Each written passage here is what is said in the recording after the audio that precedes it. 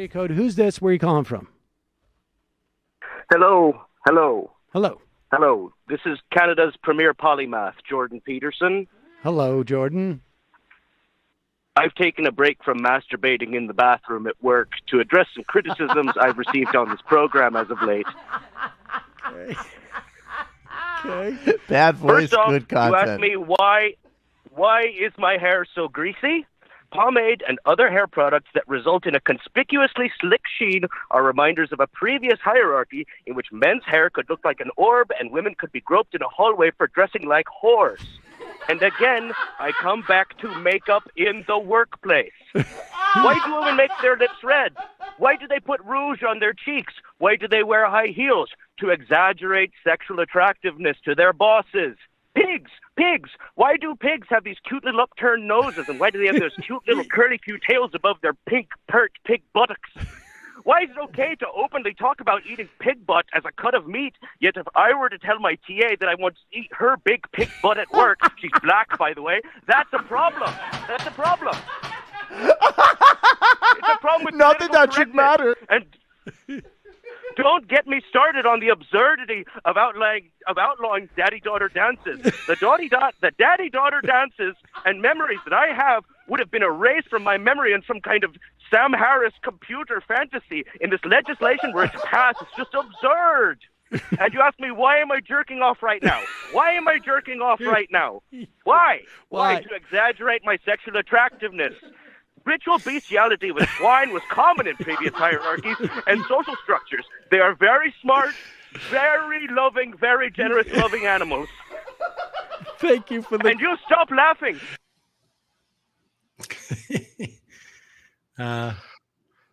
Yeah. So I'm gonna be honest. I just kind of picked that as the cold open because I wanted to talk about Jordan Peterson and it was funny, but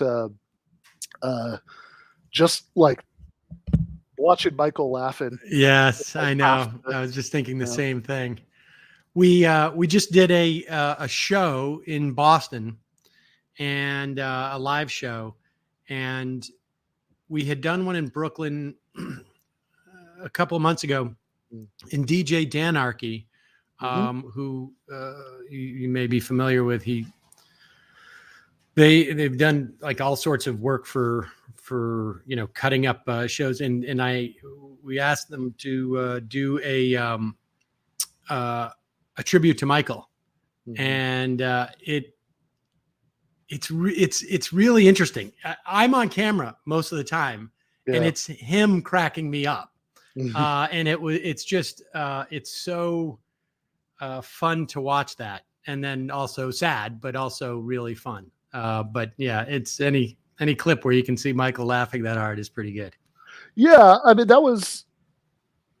I mean this is not particularly what I was planning to talk about, but I was just going to say, like, okay, I mean it is both that you're talking about, like, you being on camera, but it's just crack you up. It's like it's both that he's definitely the funniest person I do, but also that, like, when he's not being funny, it's just somebody else being funny, or like I mean, look, times that I could remember that I was being funny, and I'm not that funny, right?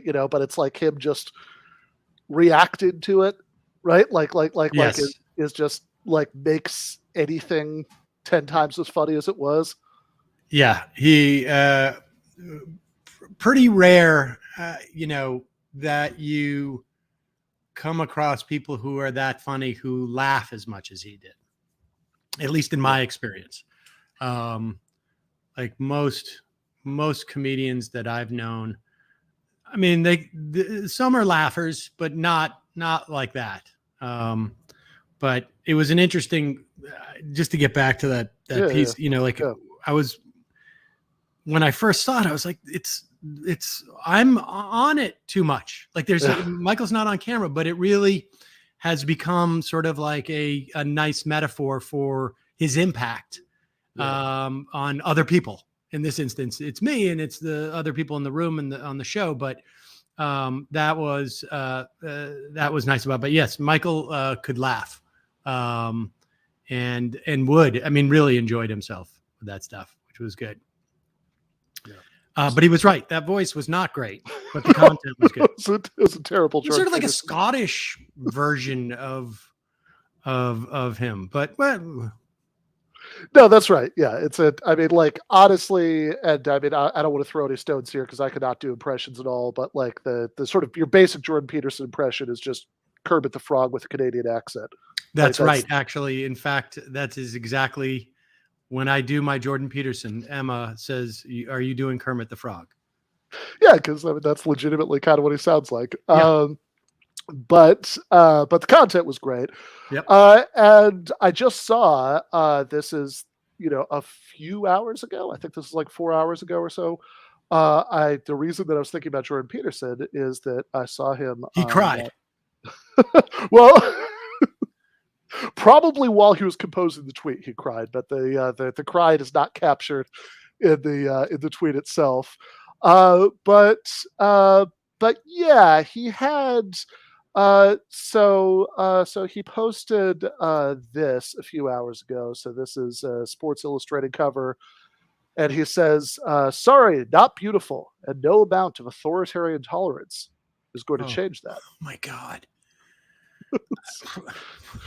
My God. Oh my God. I mean, this guy.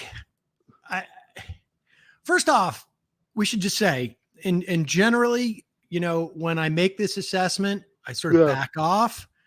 But this guy is having a rolling, nervous, emotional breakdown. I mean, we are watching someone who I think is psychologically disturbed.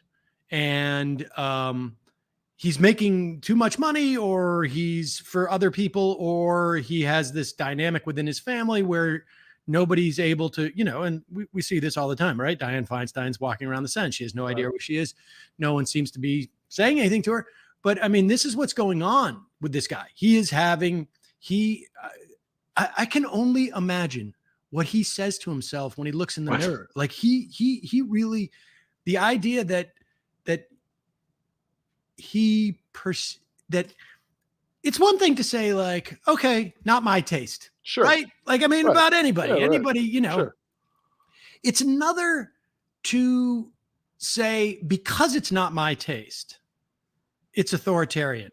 I mean, the fact of the matter is, like, there is a lot of people who will find that woman attractive. And the idea that if it's not his taste, it's suddenly authoritarian.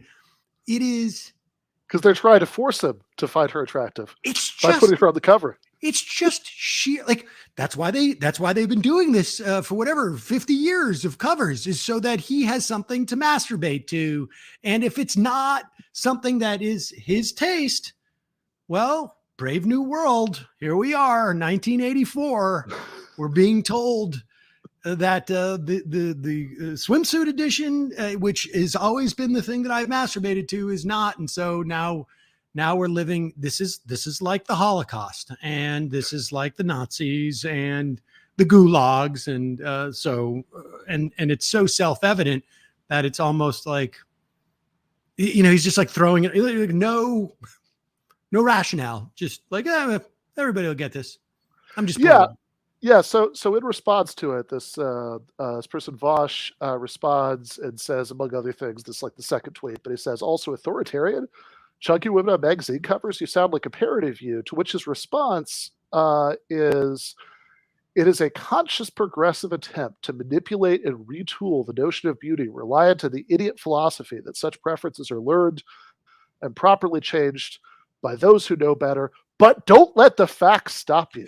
I mean, this guy presents himself as an academic. Has he seen any sort of like art through the ages? Like, I mean, you don't have to go far back in our history to find times where women who are Zoftig are considered the pinnacle of beauty. I mean, has he ever cracked open? Especially given Jordan Peterson's interest in, like, ancient mythology and archetypes and all of that stuff, you'd think, I don't know. I mean, like that's like the image of like old fertility goddess statues and stuff like that, right? Like, like the only reason anybody would have any reaction to this other than his is just progressive manipulation. It's stunning. It's honestly like if someone came out and said, so, hey, I am a performance artist and I have a 7th grade son, and I created this fictional character, Jordan Peterson, and I've been actually just having the 7th grader react to stuff. And, he's not a particularly precocious kid. It's just like, and, there's some behavioral issues, but everything he says, I then filter through the character Jordan Peterson. That would be the best explanation for all of it, right? Like, I mean, this guy's an academic. Has he never taken like an art survey course, like a 101 art survey course? Just to get a sense of like what the changing, visions of what constitute beauty over the course of, you don't have to go back that far, a couple hundred years. And, but yes, you can go back to the Greeks. And I mean, it's stunning to me. Yeah, no, absolutely. Sorry, what were you going to say? Well, this has been a problem. Like this dynamic where a supposed conservative intellectual has this wide open playing field because actual intellectuals will not engage him because they're like, I mean, actual intellectuals look at Jordan Peterson as if he's Steven Crowder. And however, there's this huge swath of people who are like, he's an intellectual, like even sometimes columnists at the New York Times. And they get presented in this way. And the problem is like, can you imagine going to like, I don't know, a professor who's, like, I am an art history professor. I have literally written a thesis on the, one of the probably hundreds of theses, but mine was very narrow. I was looking at like the shape of elbows in the history of what constitutes beauty, with women and men, like just the shape of elbows or something, right. Just to, and they're not going to engage with a guy like Peterson because they're like, are you serious? I mean, and I think that's better. I mean, like, Sure. You're a professor and there are history professors starting to engage in it. And I think like, scientists are starting to, but we are literally decades behind them in sort of like public intellectuals, because he's a joke. He's a joke. He's a joke. Yeah, no, I think that's definitely true. I mean, I think that, but I think it's a problem, right? That like what you're talking about, I think is a real issue because, like that is a common attitude. Like I had, I was just in Canada, to like give a talk, and like afterwards, like at the bar afterwards, there's somebody who was like a graduate student, I think, who was like, why did you debate Charlie Kirk? Like why is that a worthwhile thing, to do? He's such an idiot, right? And it's like, I mean, I don't disagree with the premise, right? Like he is an idiot. He is right? an idiot. But he's also an incredibly influential idiot. That is, I mean, this has been, and I mean, it's changed a little bit, but when the Air America really struggled in many ways to get funding, and not just funding. Like we would put people on and we would push their book to #1 on Amazon. Like we did that multiple times with different books. And we were the only game in town. If you were a writer at the Nation magazine or anywhere, right? I mean, any of the big magazines at that time were, and that were on the left. And there was always this sort of like, I mean, fortunately from my perspective, like I had just come from, I don't know, directing Gary Busey.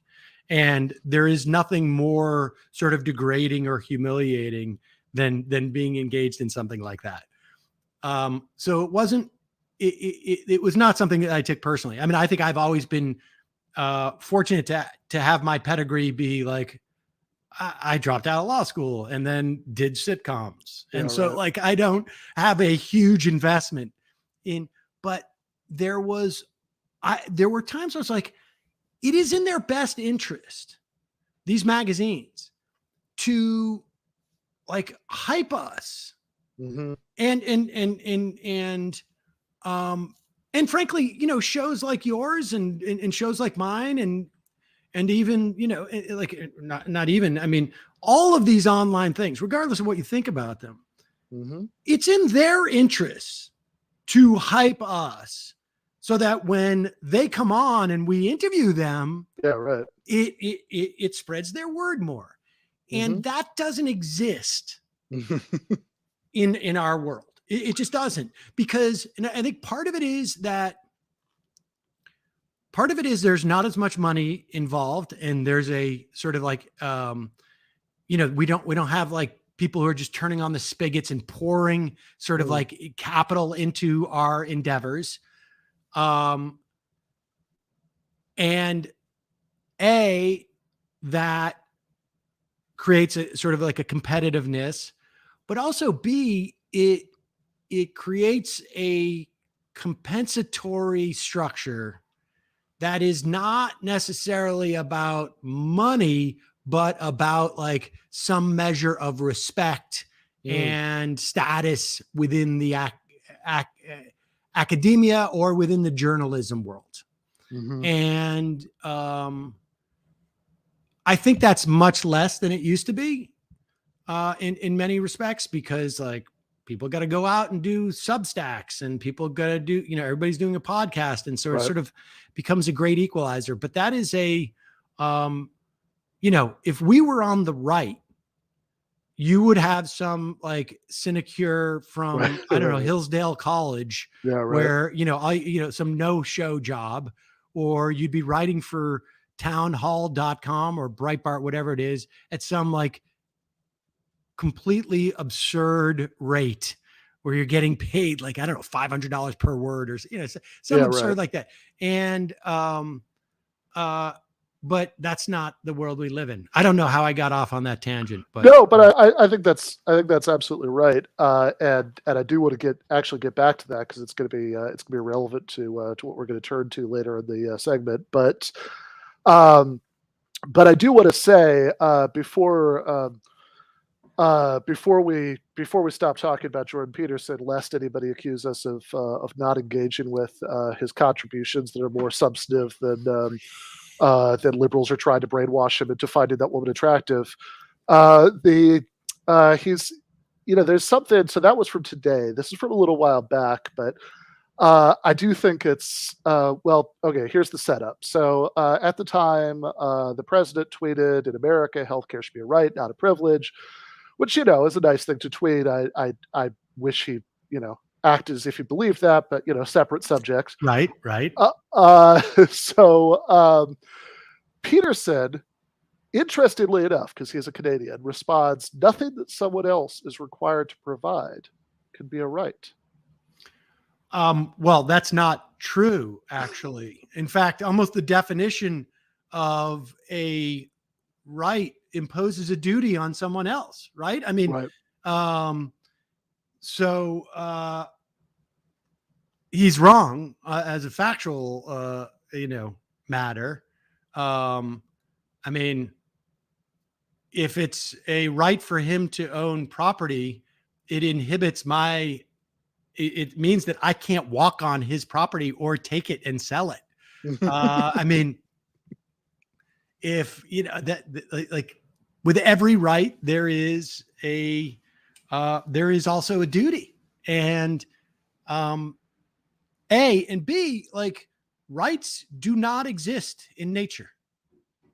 They don't, unless you're arguing on religious terms, and they are created by society. Yeah, I mean, you could say it's unjust for a society not to grant some right, but if so, right? Like then I don't know why, you know, so-called positive rights, rights to healthcare in that example, like, you'd have to have some reason why it just doesn't make sense a priori to say that you could, you have a right, given that you have a society that has the capacity to give everybody healthcare, like why it wouldn't make sense to say that it's unjust not to, not to have that provided, right? I mean, like that's a substantive question, and it seems like Peterson's just kind of tried to say, try to say that there's something about like the definition of a right that. Well, that's my point. Is that like there is no? It's all subjective. It really is. Your rights are decided by society. That is, and we can argue that the rights that are denied people are unjust or just, but it's all ultimately like there is no rights don't exist in a vacuum.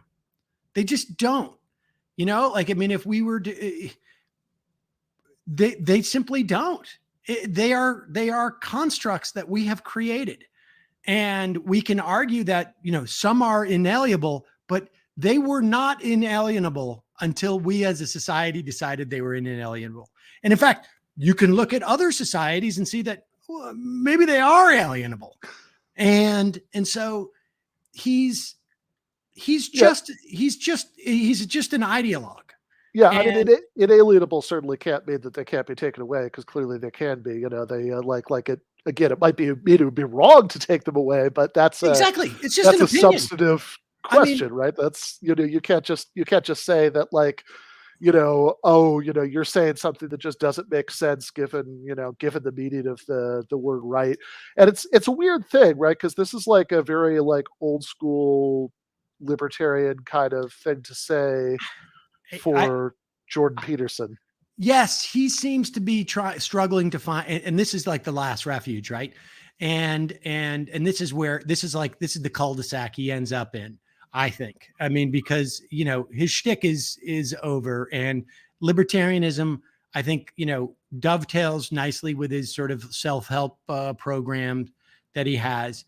But I was just going to say, you may actually know better than I, but there has been at least 2 occasions, maybe 3 or 4 over the years when I've debated libertarians, where it does get down to like, well, the problem is the American people just don't understand, don't understand this. Like where it's like where we say like, well, the American public actually thinks it should be right or should. Well, they're wrong. And it gets to the point where they realize like they have to concede, oh yes, my program is really, really unpopular. And that's a problem with the voters. And the next logical step that they sort of have take is that we should impose this on them. But of course, this bumps up with their sort of, 100% liberty t-shirt that they're wearing or whatever it is. And, I think if you read the fine print of the t-shirt, it's just that like liberty can't mean anything except for property rights, right? Like it certainly doesn't include something like the right of, everybody to decide what kind of society they want to live in. There's an asterisk that if you look under the seam down at the bottom, it says, I'm actually a Straussian. Oh, fair enough. I do want to, I am just going to self-indulgently say, just to make sure we have time to get to this, that I think we're going to bump and do it later if we have time. The thing we're going to do in between, because what I really want to talk to you about is by far the most important intellect on the contemporary right, Meghan McCain, who just had a book come out. So the book wrong. It came out 7 months ago as an audio book. Nice try, Ben. Yeah. So nice try. This came, classic authoritarian. Good job. Yeah. Well, this is the book, Bad Republican, and it has. So there were initial reports that since it came out in paper form, Gentry form, that since it came out, there were like 244 copies sold initially, which is the kind of thing that would like make me hang myself if like I put out a book and only 244 copies sold. But well, to be fair, she does have this defense. Yeah. To be fair, you probably did not get it in advance of hundreds of thousands of dollars like she did. So that's true. So it matters a little bit more how many. When you're crying about this 244 books, you would not have the ability to grab $100 bills and dab your eyes. That's fair. So she does say that my book was released 7 months ago on Audible, and I've been thrilled with response and sales. Hard copy was soft release, meant simply as a collectible. So maybe that's true, maybe that's not. But 244 people who wanted the collectible. That's also not terribly something. That's not something you want to brag about. That's very true. I will. Okay, here's something else that you don't want to brag about, but I will admit to in public here that I did. I listened to the audiobook, but I did read it because I. Wait, did you buy the book? Like I used an Audible credit, so. I wonder if that counts. Like, are you like? That's actually. I might have given some trivial amount of money to Megan McCain. It's possible. I don't know exactly how. It's not so much that you gave her money. Like, you're one of the 244 people in the country. Like, how many times do you get to say that about anything? That's exciting. Yeah, no, absolutely. So I reviewed it for Jacobin. It hasn't come out yet, but I did read it for that purpose. And it's an interesting book. That because like.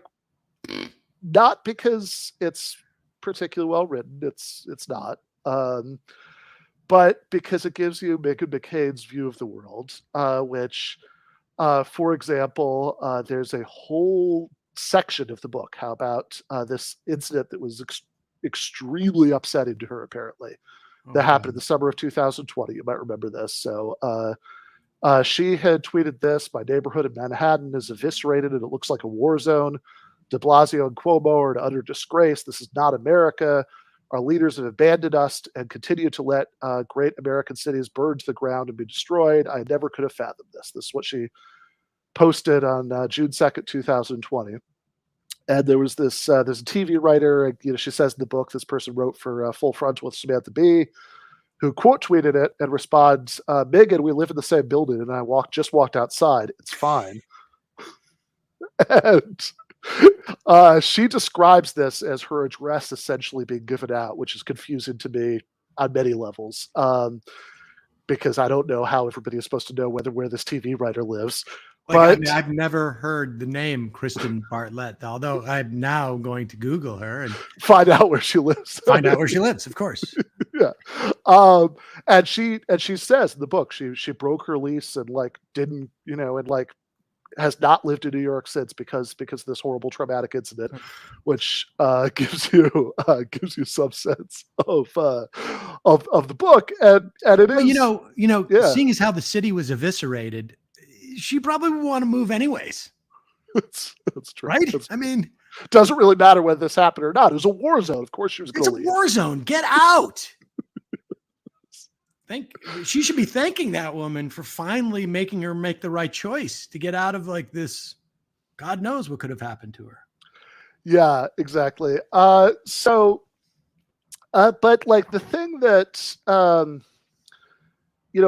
a major theme of the book, and I mean, it's basically, it reads like a bunch of, it reads like the sort of like breezy oversharing like blog that somebody like her might have done in like the late 2000s. Like that's the kind of that's the writing style of the book, which is in fact something she did do during when her father was running for president. She had something called McCain Blogette. I remember that. Oh my God. But a big theme of the book is how much everybody hates her for her conservative politics and how unfair it is. I am shocked to hear that a conservative wrote about aggrievement. That is well. I mean, it's also like, I mean, my God, there's aggrievement and there's aggrievement, right? I mean, like this is something, you know, you and I have argued in the past about, you know, canceling and all of that. You know, I think, you know, I mean, like if I think about like Justine Sacco or something like that, I think there's like a real complaint there. But like that example just now, I could imagine like a good friend being as snarky as that at my expense and it not like endangering the friendship. Oh, Like, you mean like I'm in the same building? It's fine. yeah. I mean, that just seems totally fine to me. I mean, she has a lot of reason to be extremely defensive.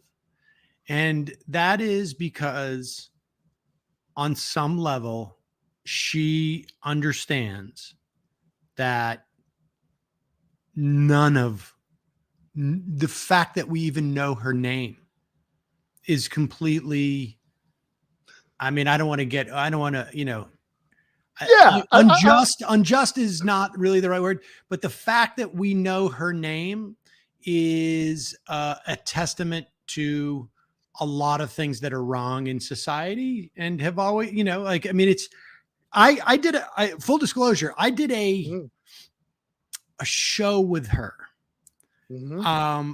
At one point on two different times, I did a pilot for a show called Have I Got News for You, which is a British show. And they tried to launch it on NBC, and then they tried to launch it on TBS. And I think she was involved in the TBS side. And I think Michael Ian Black was one of the comedians. And I think they brought her on. I think he's friends with her.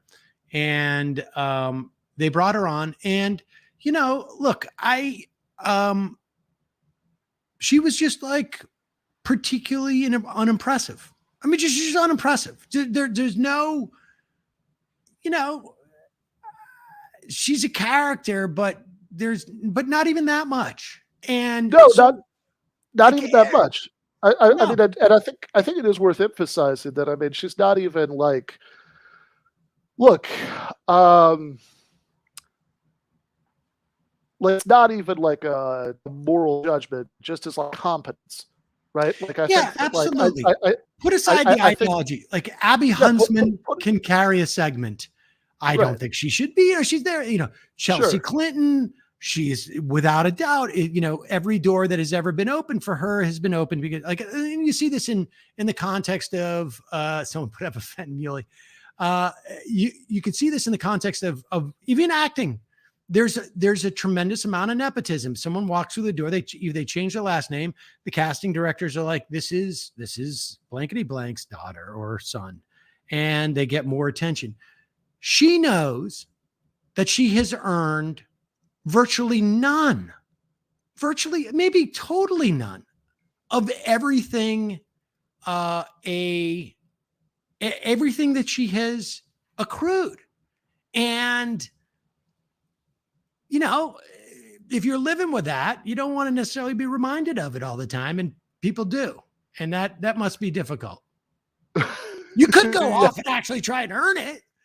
But yeah, well, and I would, lest anybody think this is unjust, I want to play just as a reminder. So she's no longer on The View, but that was like the main thing she did for 4 years. And this is a sample of her political commentary when she was on The View. Welcome back. We were talking about Alexandria Ocasio-Cortez, and she's one of the reasons that what is now being called democratic socialists are rising stars in the party. But I'm a little concerned about that because this was my problem with Bernie Sanders. If you're a socialist, tell me that. Don't say that you're a Democrat because you clearly we don't have the same ideas of what should be happening if you're a Democrat. So I wonder if this is now a splinter group, if anybody's discussed the difference between socialism and democratic socialism. I don't know. Isn't it more like, isn't democratic socialism very close to liberalism? I mean, no. Well, think about it for a second. Medicare, Social Security, garbage collection, the post office, the library, I agree with you. That's all. Well, I agree with you because socialism. we had her on the show, and I asked her this question about what do you mean by being a democratic socialist? And she went over her platform. She says Medicare for all, Good. Fully funded public schools and universities. Love it. Paid family and sick leave. Good. Justice system reform, immigration justice, infrastructural overhaul, clean campaign finance, an economy of peace, housing as a human right. Well, I don't know. It's a really successful country. Can I please push back on wrong with Because that? This makes my head explode, which, by the way, I hope Democrats do run a democratic socialist. Do you which hope is that just, we win? Do you want the Democrats No, because I beat think you'll Trump? lose spectacularly, and then I will look forward to election night when I finally get to tell everybody I told you so if you end up running a radical. The problem with socialism, in the words of Margaret Thatcher, at a certain point you run out of spending other people's money. Venezuela, one of the richest countries in the world in the 70s. Now, the average Venezuelan has lost 24 pounds because they're starving to death. 90% I of the think we're country more to like is living in Scandinavia. I think poverty. she's talking more about Scandinavia than Venezuela. But I'm sorry. This is what I need from her. Name one country that socialism has ever worked, and also every democratic socialist who is Copenhagen, going on TV Denmark, saying that it's good needs Norway, to start paying Finland, 90% in taxes. Iceland. On your tax form. No, on your tax form. On your tax form, I think you should start paying the amount of taxes that every socialist in this country thinks you need to. Because if you think the government is so good at spending money, look at the VA. Hold on a second. Because it is dangerous. I It is just told you dangerous. several countries What about that do these it. countries? But What besides, I'm sorry, hold these on are- a minute. First off,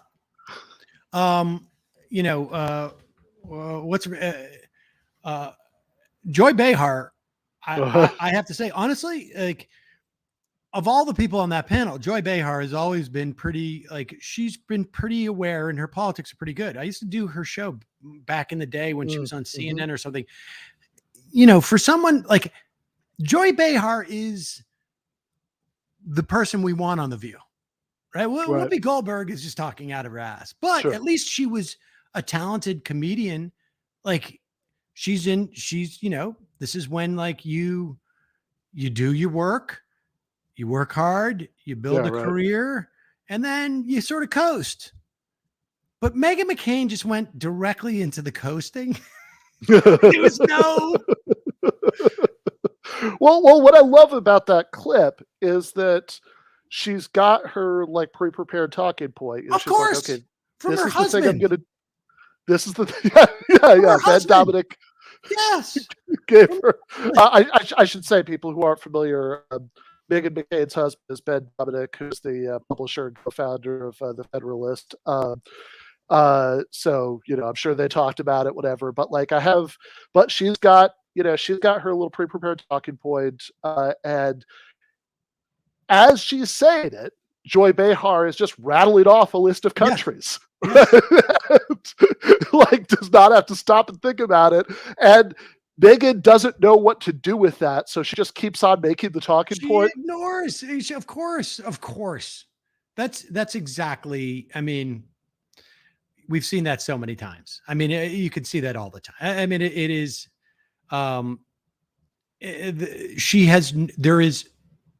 She could not have gone.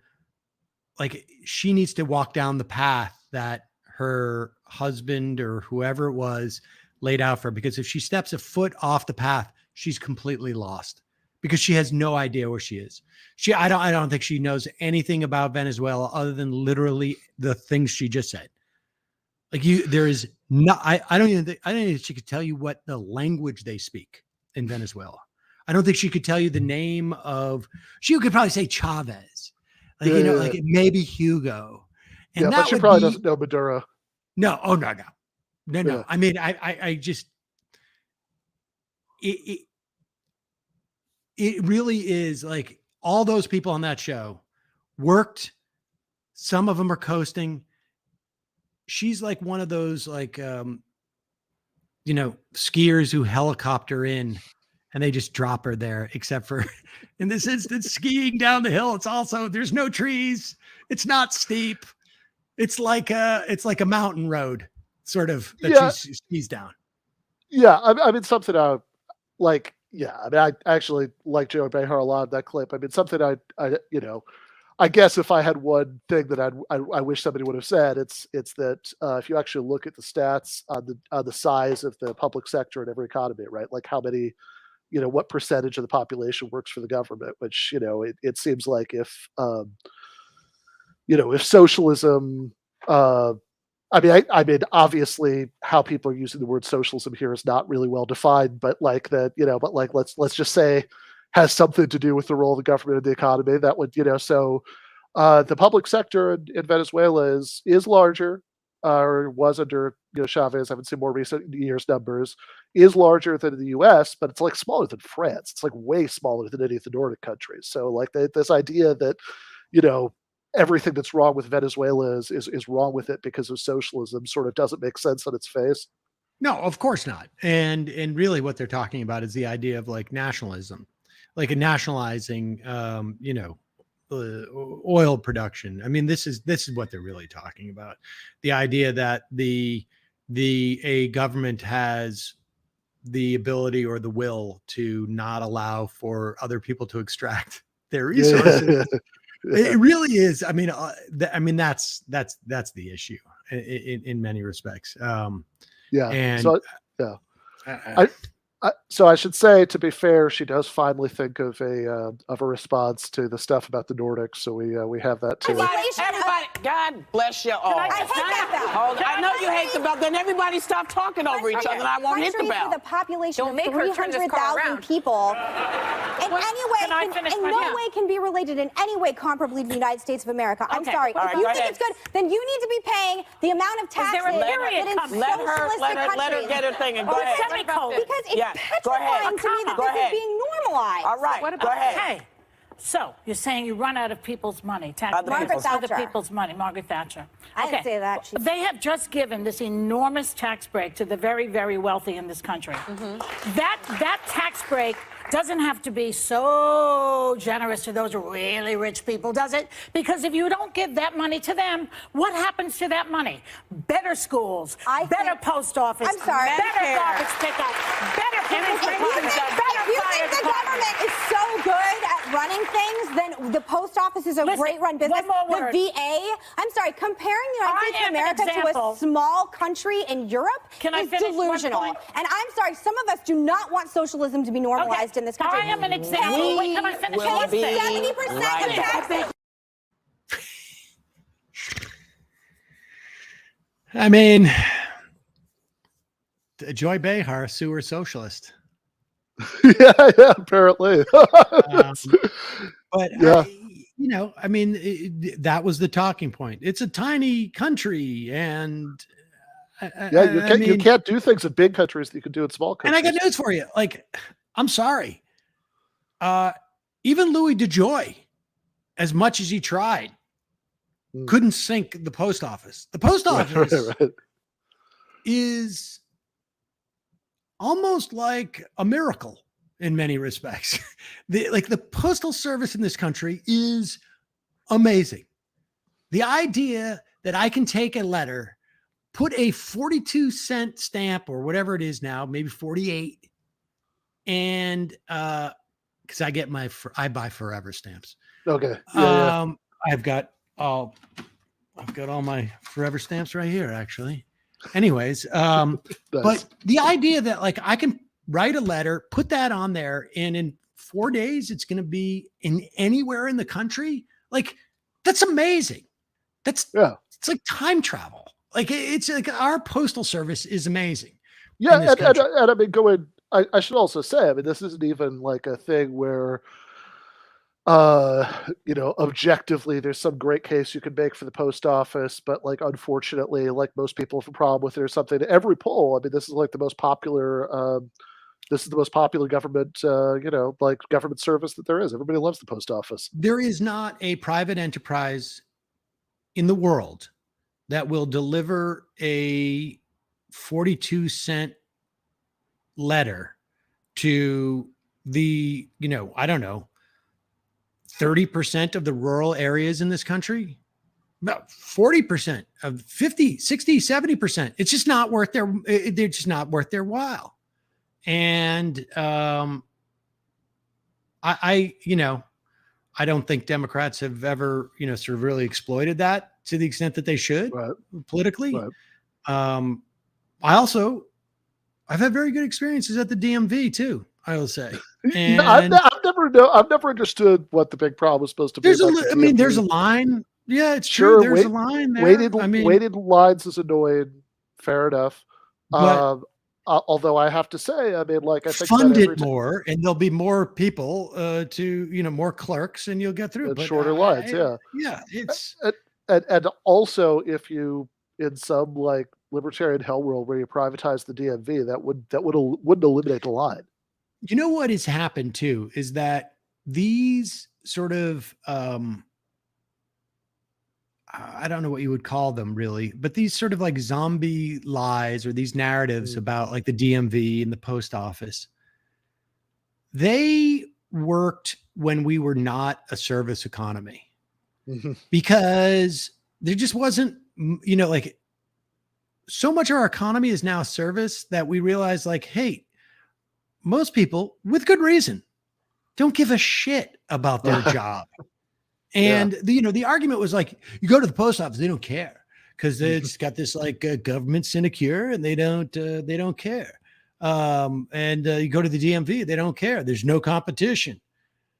But you know what? In most places, people don't care because they're treated like garbage. And it's not now that we have more of a service economy, really, like it becomes clear that like, some things are just difficult to deal with. And so I don't know. But yeah, I just, maybe it's not even worth it, but I think this thing about the lines, like, I don't know. I have waited in line at the DMV, or I come from Michigan, so it's the Secretary of State there, but it's the same idea. So I've waited in line there. I have waited in line at post offices. And in neither case do I think I've ever waited for more than like 20 minutes, but whatever. But like I think about that, and then I think about every time that I've ever like had some sort of customer service situation with a private corporation where I have to like call them and wait. And that's like, that's like, that could be like 4 hours and then like, yeah. Try and cancel your Spectrum cable service. It is like honestly, it's like some type of like, I don't know, like it's like the most difficult video game you could ever imagine. It's like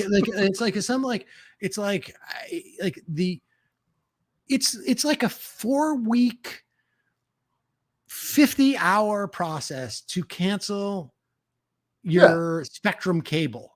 Look, businesses, this is the thing that we, you read stories about like Medicaid fraud or this, that type of fraud. And yes, there is fraud in every big system. But when the only time you see a story about like the billions of dollars that private insurance or that private companies lose, fraud, embezzlement, employees working, skimming money off, or just like shoplifting or whatnot. Whatever it is, it's always just sort of like about the heroes who are preventing it. It somehow never, like anybody who's ever worked in a corporation, and I've only worked the closest I came really was Air America. And it was a company and there was a corporate structure. But anybody who's ever worked in a corporate setting understands that like 40% of what happens just seems to be complete garbage time and just useless and stupid. And it's just that like people feel more free to talk about it when it's the government because their jobs are not on the line. That's all. It's just like, that's it. And because you pay more for something, there's this sense of like, well, this is a privilege for me. It's a privilege for me. Cable, it's a privilege that I get cable from Spectrum. So of course I have to subject myself to the multiple sort of like, indignities that they subject me to. And it's just, we've done a bad job of framing these things. No, I think that's true. Although I also think, again, I do think it's just worth emphasizing that, like, on the post office specifically, I think right wingers have this weird little bubble where they all just take it for granted that everybody hates the post office, and happily, right, polling information seems to show otherwise. Yeah, but we should be like, you know, I don't know how much it was promoted during the you know, during FDR's time, but like, you know, I drive around upstate New York and you see all these plaques that give you these sort of like the history of these locations, and it's all WPA. Right. It's all WPA. You know, they hired writers and they're like, this is a great, Yeah, which like is an enrichment. absolutely, and it's also something I think that like should be brought up in discussions about the minimum wage, because there's this thing that I always see happen where you know, conservatives, libertarians say, well, if you raise the minimum wage to $15 an hour, you raise it to whatever people are talking about, there are going to be these unemployment effects, and the entire discussion very quickly ends up becoming, okay, is that true? Right? Is that premise true? Like, are there really going to be all these unemployment effects or not? And you end up with these battles between, you know, I've got my study showing Right. that no, there won't be. You've got your study showing that yes, there will be. And the point, you know, I always want to make about this is, okay, let's assume that, you know, for the sake of argument, like I actually do think if you look at meta studies that aggregate information from a bunch, that the idea that there's going to be this massive amount of employment effects is pretty dubious, you know, but like whatever, like assume for the sake of argument that that you're going to get some people who would lose their jobs as a result of this. So you have, I think everybody agrees the majority of people who would be affected by, like, you know, making a living wage now.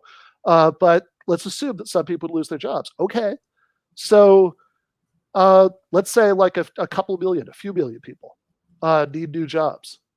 Okay, great. Like that doesn't have to be the end of the discussion. Let's hire them. Exactly. I mean, of course they don't. I mean, that's the thing, is it's sort of it's the same thing that you're starting to hear now in terms of like Roe v. Wade. It's like, listen, we now need to, you know, you'll hear some Republicans are saying like, we now need to provide stuff for mothers. And it's like, well, you know, that first of all, it's not happening. Sure. It's a lie. But you've been against this ideologically for your entire political life.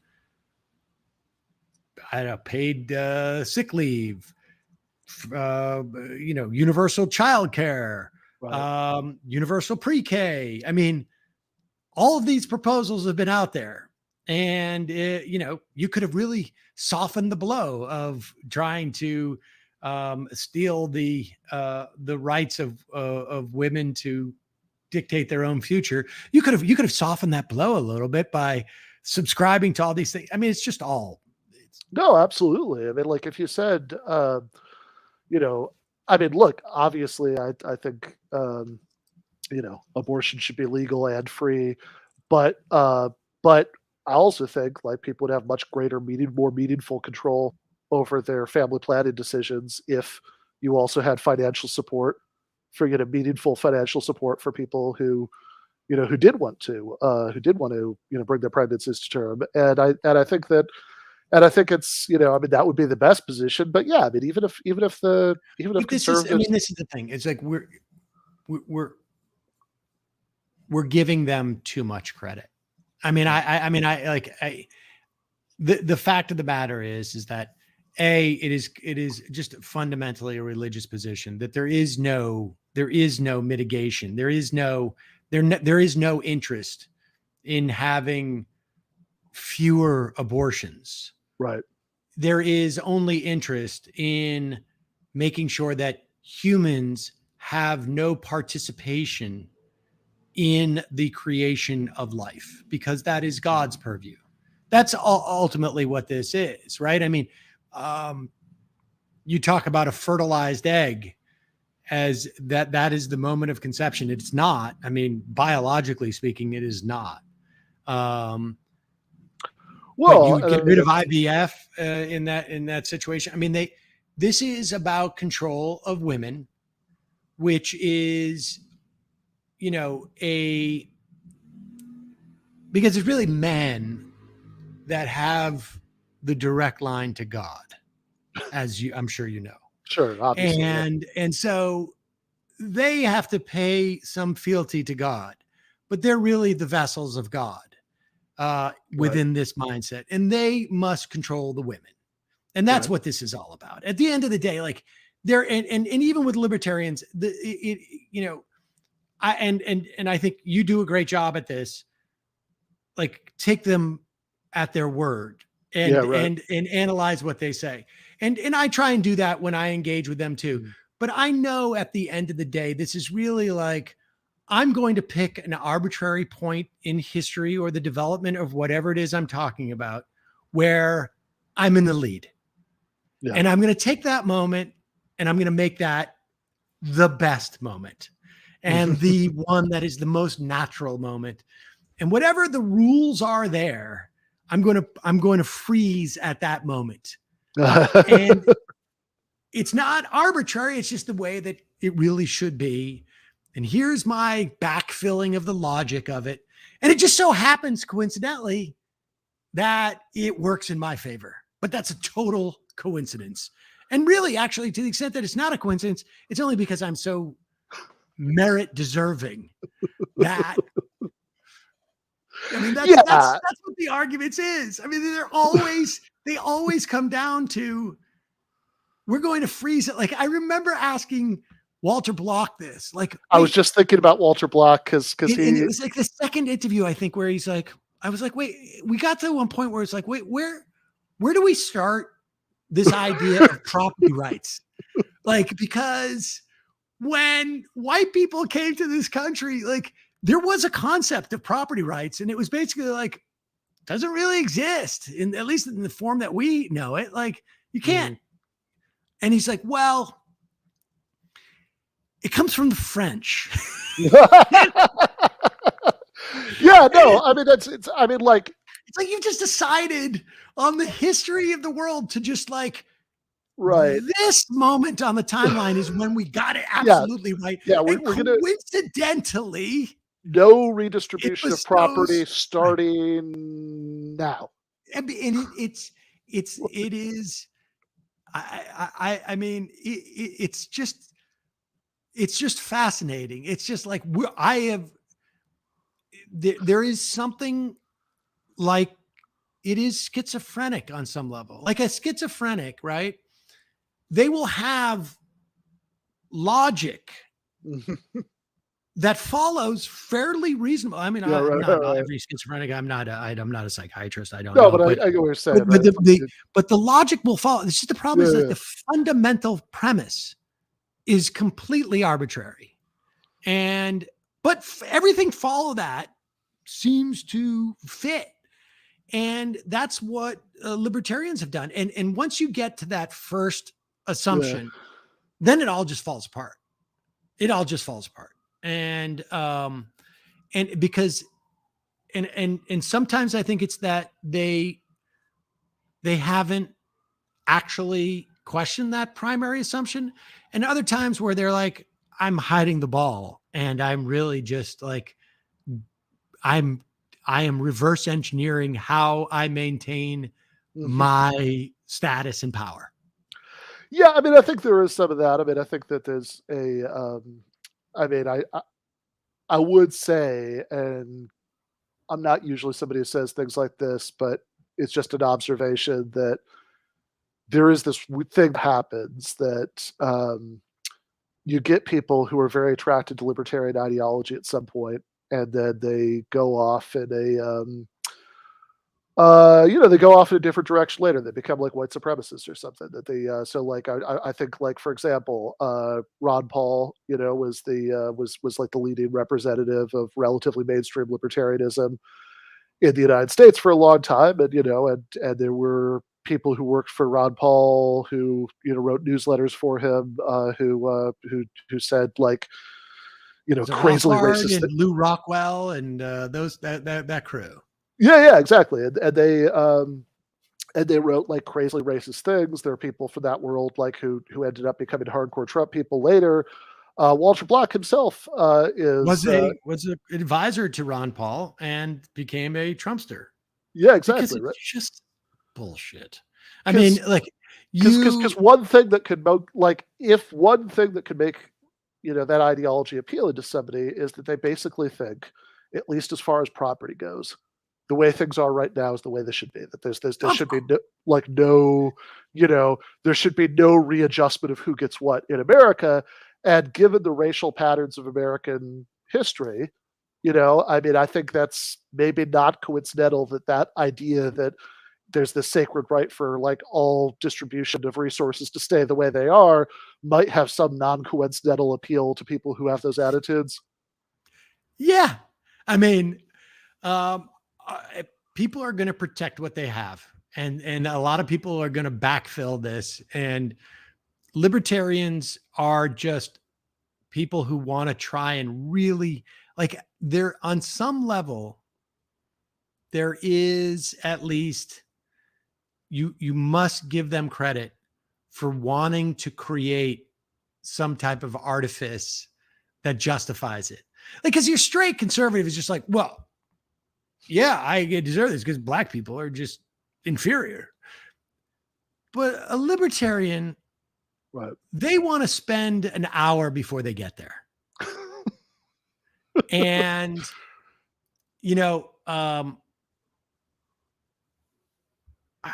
well, I don't know if I should say who said this because I don't want it, but sure.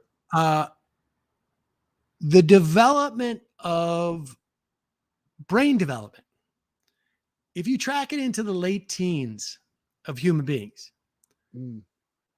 there's a sequencing, and I can't remember exactly, but like logic comes first and empathy is not there. Yeah, right. and understand. And so like there is a quality in like 17-year-old boys, and I was one. Sure. So I'm not against 17-year-old boys. I think every boy should be 17 and then graduate on to 18 and this and that. But there's a quality like where you get caught up in the logic. It becomes so alluring. And well, I mean, I think that like one thing that I think a lot of these people miss is that, I mean, look, logic, like as a field, is about looking at arguments and seeing if the conclusions follow from the premises. And no matter how good the reasoning is, it's only as good as the premise, right? Like exactly.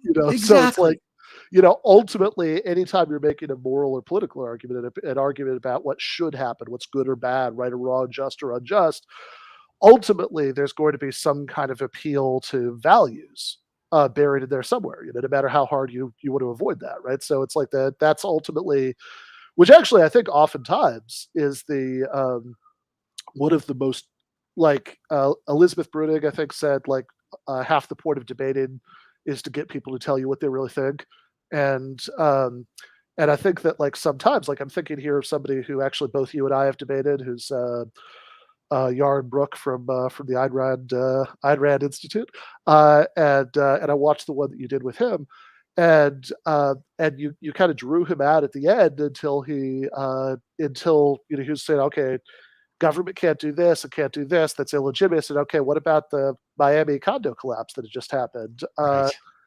And ultimately, he was willing to just bite the bullet. It's like, well, that's their fault. They should have, like, before you signed that lease, you should have done some careful research on exactly what the safety practices are and how often they have inspections and all that stuff. Which I think is a really useful moment, because I think for anybody who's watching that, who maybe some of the kind of rhetoric about freedom and all of that sounds superficially compelling. I mean, I think that's got to be a little bit of a moment of truth. It's like, okay, how do I feel about that, right? Because without a doubt, value structure comes out, and that's when the next line is they start to complain about the American people. Yeah. Like when I was like, I don't think most people feel like, certainly, I mean, the low hanging fruit there is like, the kid's responsible for this. Well, they should have had better parents. Okay. And so now everybody who lives in that building should have the ability to make an assessment that we typically rely on structural engineers to do. Right. Ron Paul, during one of the debates in 2008, if I remember correctly, I can't remember the context in which this came up, but he basically said, like, person who's sick, dies on the street. If they don't have the money for healthcare, they die on the street. And he was like, that's the way it should be. And of course, everyone's sort of like horrified I remember this moment from the debate because they had, it was the, so I think what he initially tried to do, this is the 2012, I want to say. No, it was 2000. I'm quite sure it was 2008. Okay, 2008. So he had the question, as I recall, if this is the one you're talking about, in the Republican debates, which was like, at that time, I mean, like, and look, I think it was someone who worked for him, even maybe, or something like that. Okay, so the moment from the debates I remember about healthcare, which might not be the same one, is this, and it was really striking to me because, like, look, I never agreed with Ron Paul's libertarian, economic views, even back then, but like I remember enjoying it sometimes when it was his turn to talk about in a Republican debate because, like, especially when they talked about foreign policy, it was like, oh, like suddenly he's like sounds like Noam Chomsky or something. But then there was just this horrifying moment where the moderator asks, okay, so you don't think there should be any form of government health insurance, right? Like any sort of government assistance? Nope, absolutely not. So what if somebody, they like lay it out as like a 40-year-old healthy worker who just like hasn't bought health insurance, they need this operation, and the initial dodge that he tried, at least at that one, was to say, well, in the old days, what they would have done is they would have like taken up a collection at the church. Which is, yes. But it ultimately ended with this guy dying in the street, and he was ultimately he was willing to say, right, like because he was like, okay, but like, what if he's not in church? What if the church can't raise that much money? Operations are expensive, right? We know. We don't even have to speculate on that. We know the church can't raise that kind of money, right? Or it doesn't expend it, because before we had Social Security in this country, 2/3 of our elderly were living in poverty. And these are not hypotheticals that we have to sort of like speculate on. We know. Well, and we also know that like right now, this minute, most medical GoFundMes are not fully funded. I mean, that is one of the leading things that people do GoFundMes for, is to pay for medical expenses, and most of them do not make it to their financial goals. And that's not just like churches now from getting rid of homelessness. Right. Like, I mean, if this charity works, why isn't it working? Because we have too much government funding? It doesn't make any sense. No, exactly. And then he was taxes are at their lowest point. That probably, I think taxes are probably at their lowest point in terms of a percentage of income that they have been in the history of the country. And I mean, where's the charities? Like like all this is set up as like some type of hypothetical, but we don't need, it doesn't need to be a hypothetical. It's all just real. So Jake, you said you actually found this clip. Do you have it? Neighbors, our friends, our churches would do. Let me ask you this hypothetical question. A healthy 30-year-old young man has a good job, makes a good living, but decides, you know what?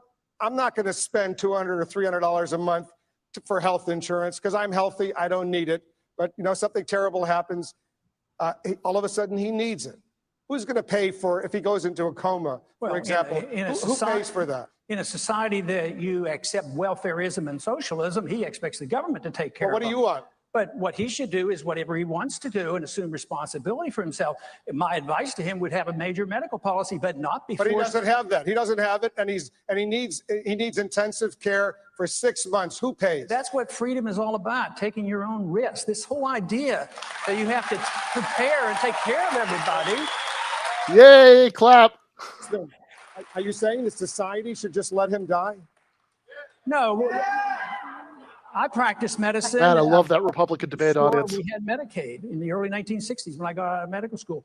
I practiced at Santa Rosa Hospital in San Antonio, and the churches took care of them. We never turned anybody away from the hospital, and we've given up on this whole concept that we might take care of ourselves and assume responsibility for ourselves, our neighbors, our friends, our churches would do it. This whole idea, that's the reason the cost is so high. The cost is so high, we cause it, dump it on the government, becomes a bureaucracy, it becomes special interest, it kowtows to the insurance companies and the drug companies. Then on top of that, you have the inflation. The inflation devalues the dollar. We have lack of competition. There's no competition in medicine. Everybody's protected by licensing. We should actually legalize alternative health care, allow people to practice what they want. I mean, he ran so hard and fast away from what happens to that dude. Like, this is the thing that libertarians can't wrap their heads around. And you know, this goes back to the Jordan Peterson thing on some level, right? Yeah. It's like, not everybody is like you. Like, not everybody makes the same decisions that you have. Right. Even if we were all provided with the same exact context and the same advantages and disadvantages, not everybody wouldn't make the same decision. Now, it's not the case at all that we have, you know, people are similarly situated and have had the same, you know, life experience and have the same exposure to these things, but they can't handle the idea that there are human beings who make decisions that they wouldn't make, and they're okay with their mistakes, right? Like, their mistake. Like, Ron Paul was like, oh, I just didn't read those emails that went out, you know, with all the racism. You know, my bad. Well, wait a second. You're willing to say that this 30-year-old who made the mistake of not buying the health insurance that you would have bought, that they die. If, you know, maybe if they're lucky, the church will be okay with them. But maybe the church is like, well, wait a second, you're Muslim? Oh, yeah, no, we don't have any money for that. I mean, like, they die because of their mistake. I mean, it's all, I mean, some people can, I mean, this is also like, okay, so that person is dying because they made a poor financial planning choice. But like, I mean, what would, like, we were just talking about Meghan McCain earlier, like what would she have to do to like actually suffer like a serious life consequence for something stupid that she did? I mean, like there is nothing that would lead to that, right? You get, like, if you come from sufficient wealth, I mean, like, there is a never ending supply of second chances, you know, that there, you know, you could not mess up badly enough that, you know, that you will not ultimately, you know, be forgiven for it, you know, like, short of, you know, killing somebody, maybe, right? You know, like, yeah. And I also think that, like, there's other, I think wealth is a major, well, I think there's almost nothing you can do if you have enough money in this society that will actually inhibit you. I think that, like, if you're somewhere in the middle, it really helps to be white. You know, sure. I keep thinking about, like, you know, Chris Hayes gave some examples in his book. I think Colony in a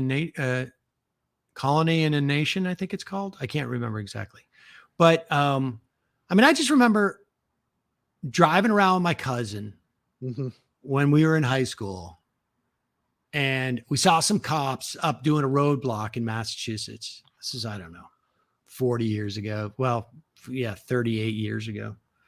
We had a 6-pack of beer. I stopped like almost like a half a mile away. Sure. And I could just see the cop, like, run into his car and then come down. And, you know, they made us come out and dump the beer, and that was it. And they're like, okay, go home, you know, that type of thing. And I've had multiple instances over my life, you know, even as I guess as an adult. And I never paid any price for those.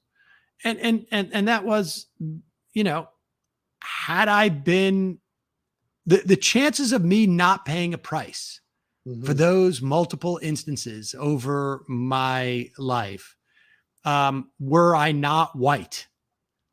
And, you know, I mean, well, and really, like, you know, I'm assuming, I don't know a lot about your background, but I mean, like, you know, middle class Yeah, I mean Worcester. Yeah. Worcester, is a it would be pretty hard, where everybody was driving like a Nova if they had a car, and in high school, and it was, I knew I had friends who like punched a cop. Well, I guess it was it was a school cop, but I think the guy had a gun. And the big thing is, he's 17 and, he solidly middle class. And he got away with it. I mean, he got away with it. It was like basically just slap on the wrist.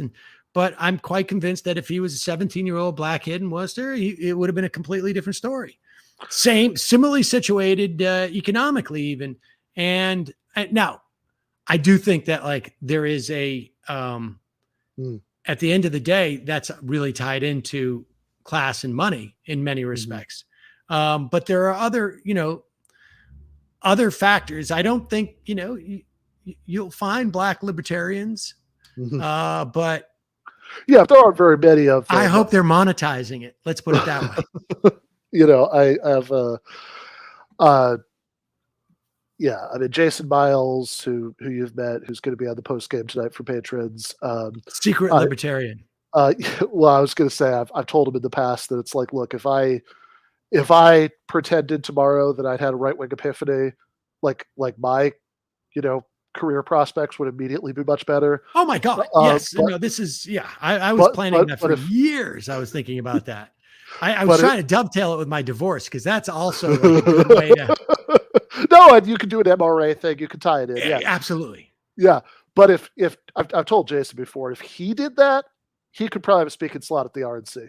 I don't want to speak out of turn, but I knew of some people who were working at a satirical magazine that never launched, and they were basically creating this. And they found the guy, kid out of college, and they were just basically going to go on like a 2-year project to see if they could create a conservative. They were going to just pay. This was going to be the guy's job until it became until it ended up being their source of revenue. They were going to pay him. I mean, honestly, I feel like this is doable, and I feel like you can make a lot of money. No, I think so. In fact, it's something that the leftists who annoy me the most. It's something that makes me feel more forgiving of them when I reflect that they've never done that. But there's some that are just like doing it. It's just like in slow motion. Yeah, that could be. I want to be respectful of your time, but I do. Since we did all the Meghan McCain stuff, I did not want to let that go without giving you my favorite quote from her book, which is, there's very little time spent, you'll be shocked to know, with Meghan reflecting on why she believes any of the stuff she believes. She, in multiple directions. I think the fact that she makes a big point of the fact that she didn't like Trump and she voted against Trump and all this stuff, on a policy level, I have no idea why that is. I don't think that she actually disagrees with Trump about anything. I'm pretty sure that what she doesn't like about Trump is that he's crude and crass and he was mean to her dad. I think he that's completely shat it. all over John McCain. Completely shat over him. All over him. And that's why. I mean, that's it. Of course.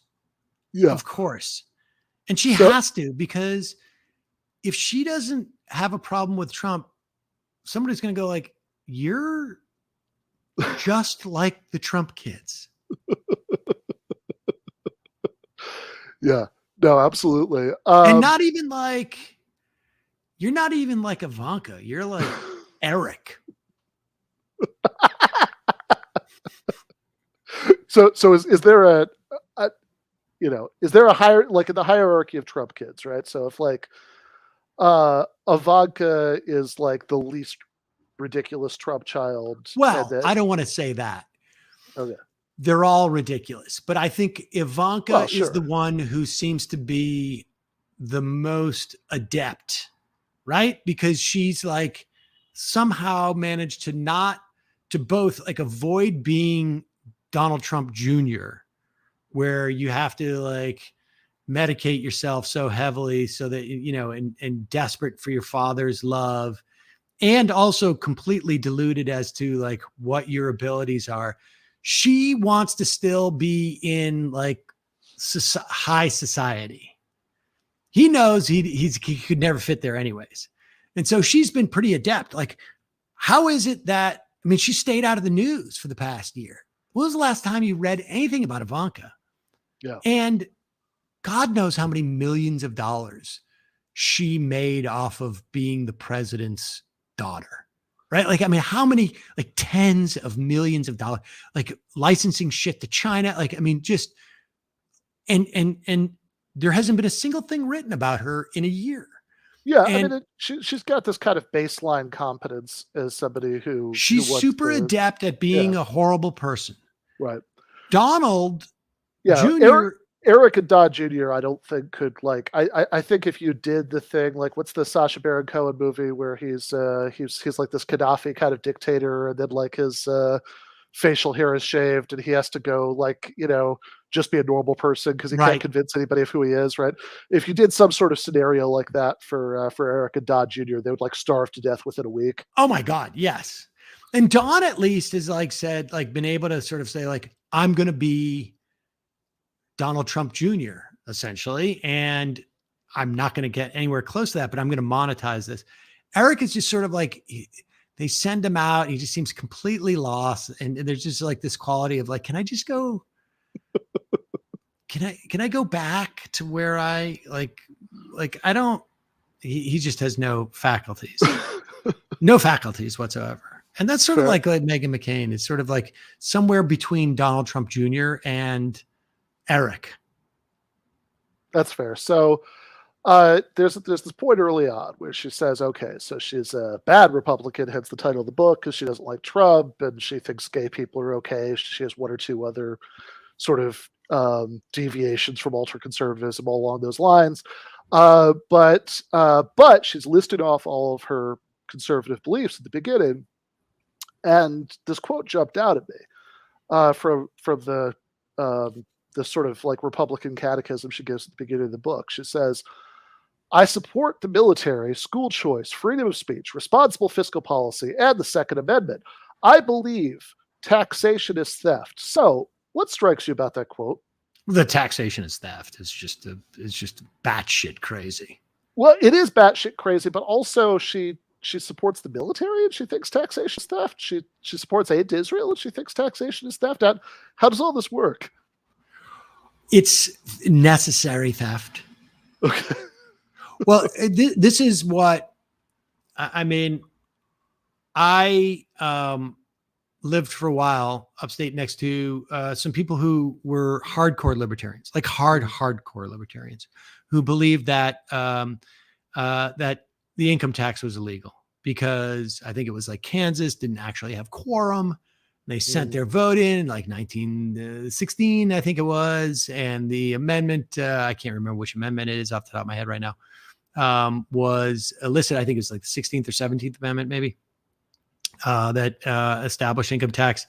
And that the idea that taxation is theft falls apart. It's completely contradictory. She doesn't believe anything. This is the thing. She doesn't believe anything. This is like the akin of like Dave Rubin, who's like, I'm for limited government and single payer healthcare. Do you remember he used to say that? Like, I do remember that. Until somebody was like, dude, you can't get it's almost impossible to get a bigger government than one that provides single payer healthcare. Like, it's like you could, but it would just be marginally bigger. Once you do healthcare, you have done the biggest expense. Because you've just taken in. It would like be a more efficient way to do it, but you've just taken in this giant sector of the economy into the purview of what government is doing. Meghan McCain tried to debate shit on The View, and she couldn't. She had to quit because she realized that she couldn't spout off her completely ignorant, nonsensical bullshit without, Joy Behar dismantling her in front of millions of people. And and like I say, I have respect for Joy. You know, I don't know, we don't have the exact same politics, but I, you know, from, you know, she's been a very consistent voice and reaches, you know, people that I think that I could never reach. Yeah. I mean, Meghan McCain doesn't know what the fuck she's talking about. Let's go. No, I mean, that's overwhelmingly clear. I mean, that like she actually has a line in the book. I mean, and it is very funny that like two big threads in the book are one, her talking about how tough she is and how like, you know, she gets all the shit from all these people and she's so tough that she just like sticks with it. And two, her saying why she had to quit doing everything she's ever done. Like she's, you know, she can't live in New York because this woman tweeted about, you know, living in the same building. She can't be on The View because they were too mean to her. She can't be on late night. She can't go on late night shows because she vowed to herself she would never do that again because Seth Meyers like pressed her too hard, like about like a comment she made about like trying to smear Ilhan Omar as an anti-Semite basically, and she had she can't. My favorite is she can't do college speaking anymore because in 2012 she was at Reed College and she did a college speaking thing, and as far as I could tell from her description, nobody heckled her. There was no protest, nothing like that, right? But like in the Q&A, basically, people were mean to her. That they like, and to be fair, like from her description, they were a little mean. I think not in an unjustified way, but somebody said, and I quote, "This is a comment, not a question. You're only here because of your dad," which, you know, seems not unreasonable to me, but whatever. It's 100% true. Like I would say, like there's not even, it's not 99.99% true. It's 100% true. Like her dad is the but for, right? Like she could be marginally talented at something, but she would not be speaking at Reed College. Right. But for the fact that there's no world in which she would be doing that because she doesn't like, I think literally you could take, maybe not the phone book, I guess that's a dated way to put it, but like, you know, you could just take everybody who's ever like spoken at a college political meeting and just pick one at random and they would probably do a better job.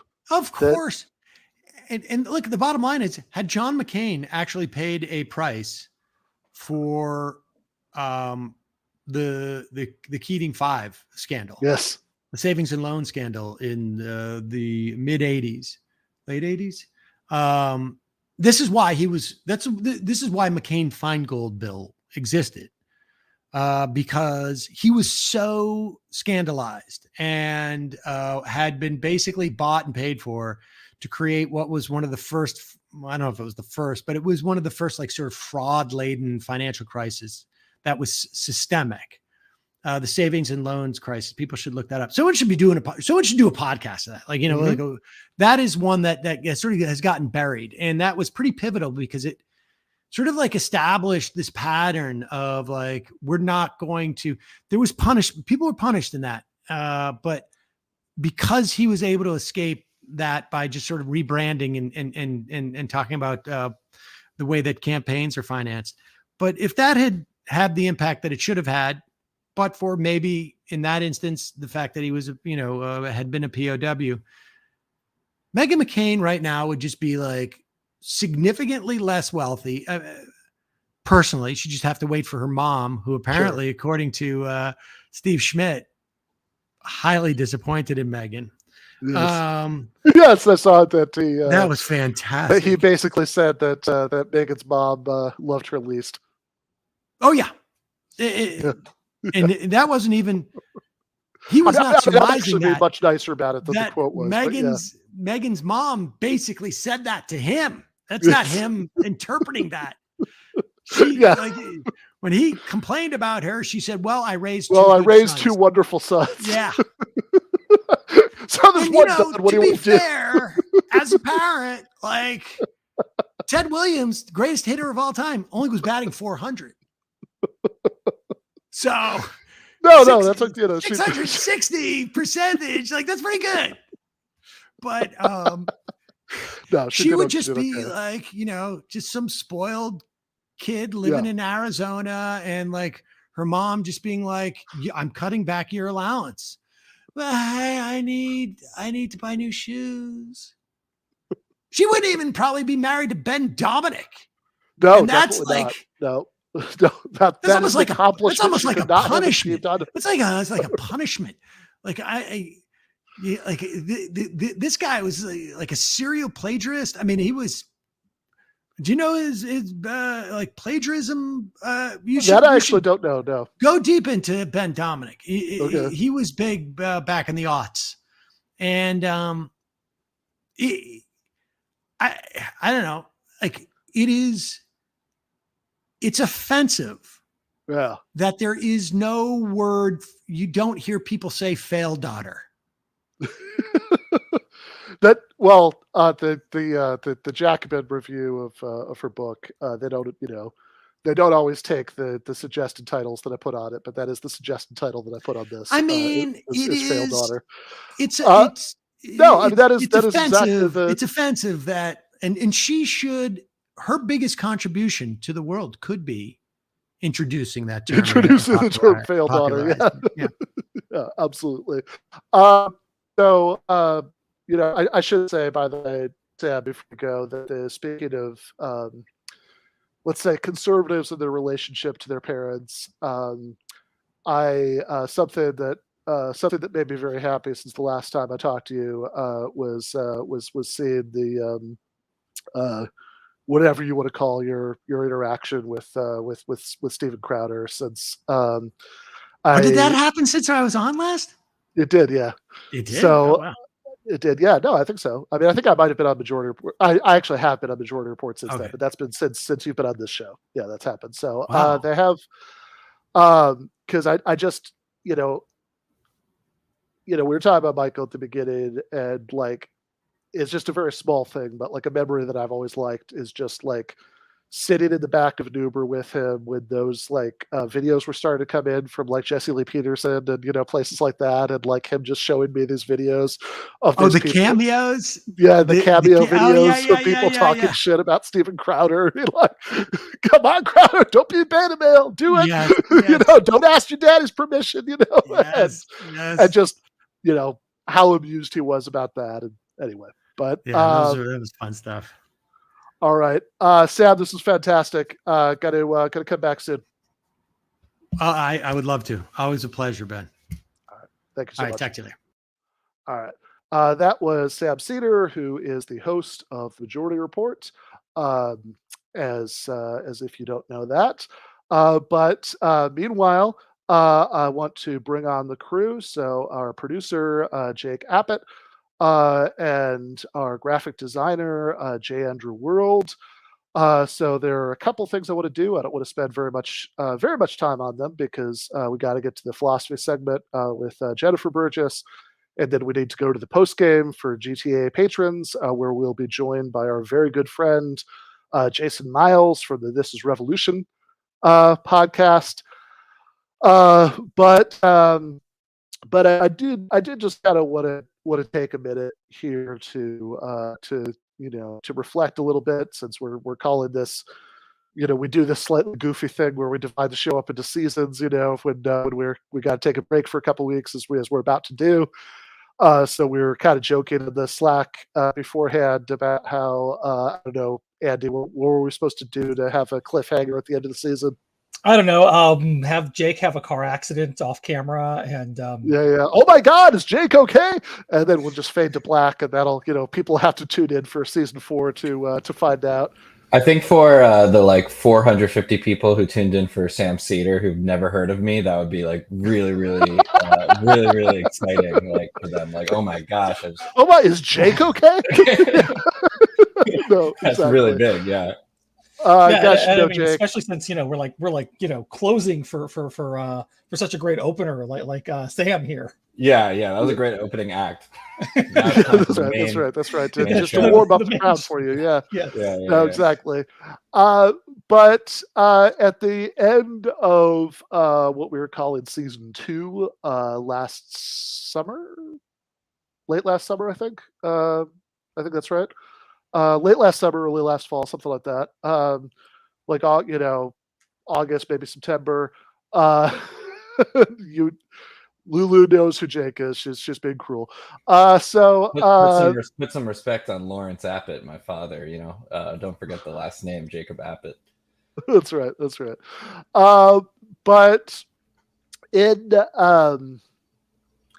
as we're wrapping up the end of season 2, at that point, in fact, the last episode we did of season 2, we were still engaged in trying to get one Charles Tiberius Kirk to agree to do a debate. We had this fundraising thing going to try to make that happen, and it was about to expire, and we didn't think it was going to happen. We had Nando Vila and Jason Myles on for that last episode, and a lot of good stuff has happened in season 3, including that debate. So I wanted to just kind of review over that for a minute, and let anybody who's so inclined, maybe after that, we'll do the intermission music for a minute, and anybody who's so inclined can grab a drink. I can get Jen. Maybe we can toast the very successful season. But I do just want to talk about a little bit of the the highlights of what's happened in the last year. Thank you, Lulu girl. Your smear against Jake has been forgiven. We have one of them was this, which is in. So a little while back, earlier this year, got to go on the Joe Rogan Experience. We have about a minute of that we're going to watch.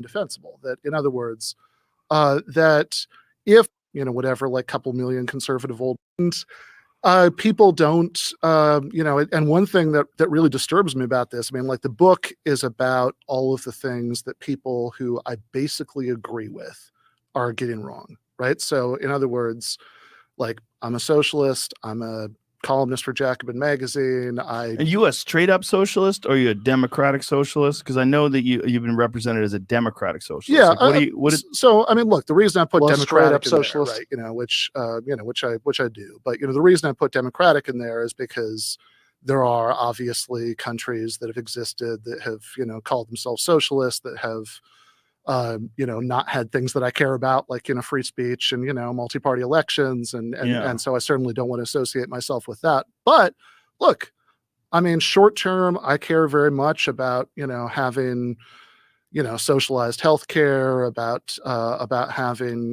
like tuition-free higher education, so people can go to school without having to be in debt for like decades, which is obscene. That's ridiculous. Yeah, I'm with you 100% on both those things. And I do think that like the level of inequality that we get from our current system is indefensible. That, in other words,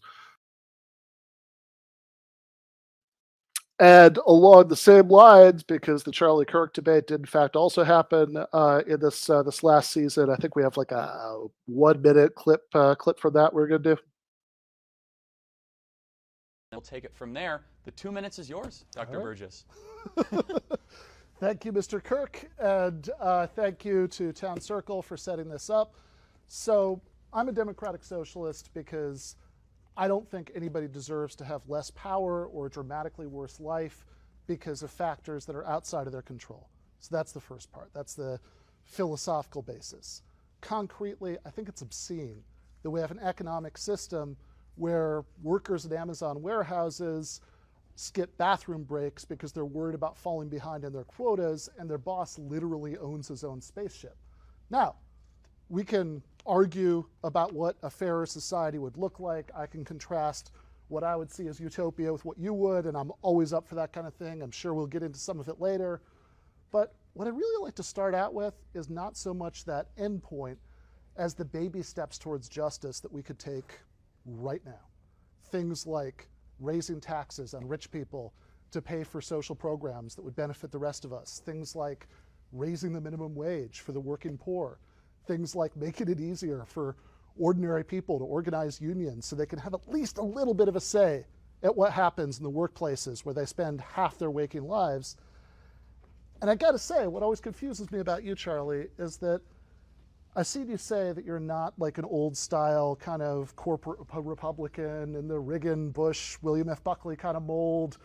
And certainly the politicians you seem to be most enthusiastic about, people like Donald Trump or J.D. Vance now, make a big deal saying they're populist, they really want to help like struggling people in the heartland. And if that's true, I don't really get why you don't support any of those things that I just mentioned.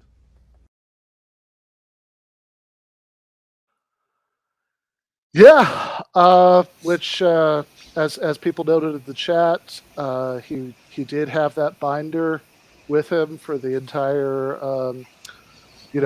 other than the stuff about religion and like the kind of post-game segment, like in the main debate, he had the binder on his lap the entire time, flipping through it. You can watch and judge for yourself how that worked out for him.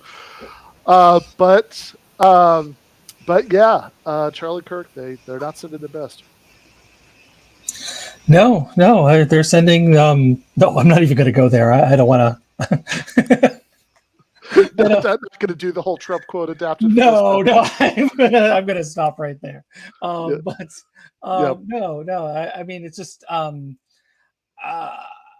really wish there was some intellectual rigor. And it seems like there isn't on either wing of the right-wing parties, I guess you could say, or argue, the Democrats and the Republicans that seem to kind of like really fall in the same kind of circle there, or same clump almost. There's not that much difference between them sometimes, and there's not a whole lot of intellectual rigor with either of them. I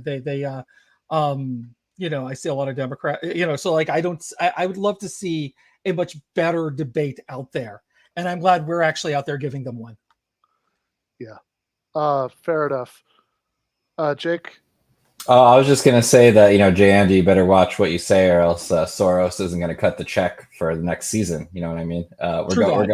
We're going into a new season, or is it is it Russia, or I lose track of who's funding the show. Sorry, Uncle George. There's a lot of Uncle George and Uncle Vlad are two main funders. And they're not coughing up very much money. So if you haven't joined the Patreon yet, please do that. So patreon.com/Ben Burgis, $5 a month. I also see, this is a deep cut for anybody who watched that whole Charlie Kirk debate straight through. But Joe mentions we are all Hegelians now, which is something that Charlie said during the philosophy part. And then he said that he'd be happy to argue about, was it the Hegelian phenomenology of spirit, which I'd just be fascinated to know what he thinks that is. But I think that, but I think Joe is absolutely right. We should get some merch that says that. We have been talking about this forever and not doing it, but I promise by the time we recommence in a few weeks with season 4, we'll have some t-shirts up and ready to go. One is an idea that we kicked around for a long time. So I had the article in Jacobin a while back about nationalizing the Ivy League. So we're going to do like a UConn New Haven shirt and, and a UMass Cambridge shirt. So we will have some of those ready to go. And yeah, actually we have quite a few exciting things that are going to come up that I hope we'll be able to announce all of by the beginning of season 4 in a couple of weeks, in terms of events that are going on, in terms of a new way that the GTAA media empire is being expanded, which we just kind of figured out the other day. But we are going to have to hold off on all that and make a little teaser. So what I want to do right now is I'm going to stick on the intermission music for a minute. I'm going to go get Jenn. Anybody who's inclined to do so can pour a drink, do a little toast to a very successful season.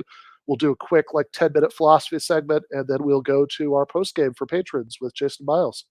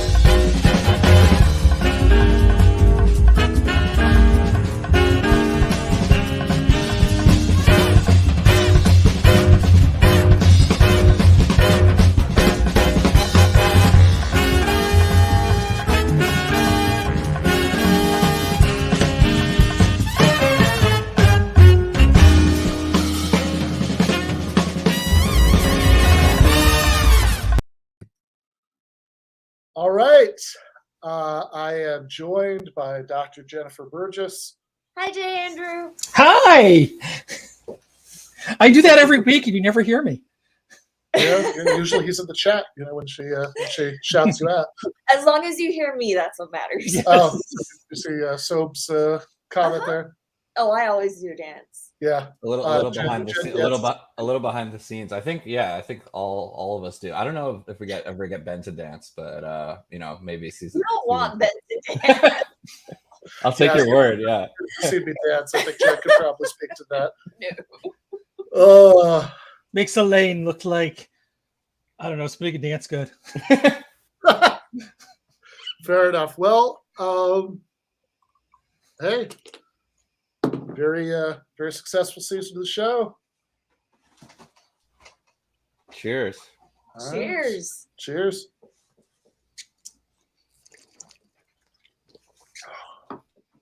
Outstanding. Well, so Jen, we had been talking about Plato last couple of philosophy segments, and we talked about the apology. So, which one did you want to talk about now? Let's see. I was thinking maybe we could talk about the Crito. All right, the Crito. Very good. So, what's going on with the Crito? How does it connect? I mean, we like justice around here, right? We do. We do. I'm into it. So Socrates, he's in jail, and his friends come to see him, and Crito says, you could escape. We have a plan in place. You can escape. And Socrates is like, nah, I think I'll stay here. Crito's like, look, man, you're making us look really bad. You're making your friends look really bad, because if you don't escape, they're going to think that we didn't get you out, and it's going to look pretty bad for us. And yeah, Plato or Socrates is like, whatever, that's not the point. The point is that I am in here, albeit unjustly, and therefore it would be unjust for me to escape. Why would it be unjust for him to escape? Because the city raises up the men like a parent raises up the child. And just as you cannot return evil for evil in the case of a parent, you cannot return evil for evil in the case of the state. Yeah, I don't know about that. I think if your parent wants you to drink hemlock, which is how Socrates is being punished for the charges of blasphemy and corrupting the youth. I'm pretty sure you have to drink it. Okay, so Francine. We don't live in ancient Greece, man. Okay, so Francine tells you to drink hemlock tomorrow. I'm not drinking it. All right. Yeah, I don't think so. I think it's, this is I feel like, though, if Kathy tells us to drink hemlock, we better do it. Francine's Jen's mom, Kathy's my mom. I probably, like her force of personality is such that we probably would end up drinking the hemlock. Fair enough. I'm not sure we should, though. No, probably not. Probably not. Probably we should not, but we probably would anyway. Yeah. And no spoilers about Socrates, I guess. Or did we spoil it already? Yeah. The story doesn't end well.